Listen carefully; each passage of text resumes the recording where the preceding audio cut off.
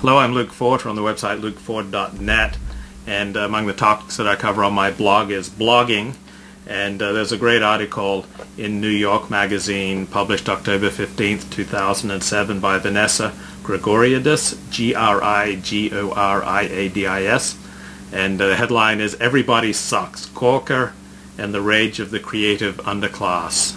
And that pretty much sums it up there, that people who write for Gawker and other people such as myself, I'm not mentioned in the article, who struggle to make a living blogging, and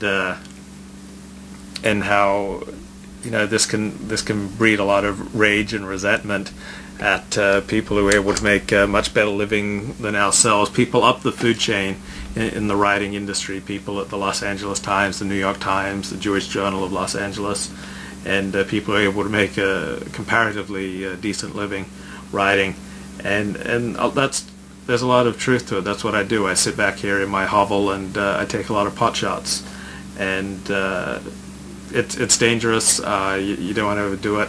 I set some rules for myself, so my blog is always open to people to respond, to call me up. My phone number is publicly listed. I always listen politely to complaints. I always give people a right of response. I always try to contact people to get a response from them.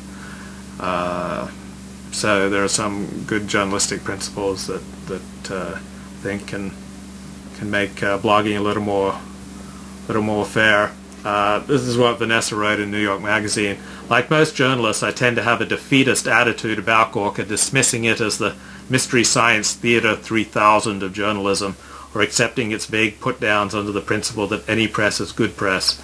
After all, there aren't lots of other news outlets that cover the minutiae of our lives, and we're all happy for any smidgen of attention and desperate for its pickup of our stories, which are increasingly essential to getting our work read. The prospect and high probability of revenge makes one think twice about retaliation. Plus, only pansies get upset about Gawker, and no real journalist considers himself a pansy.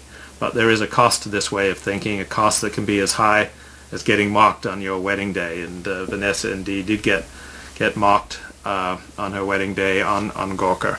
So blogging, one of the topics I cover on my website, lukeford.net.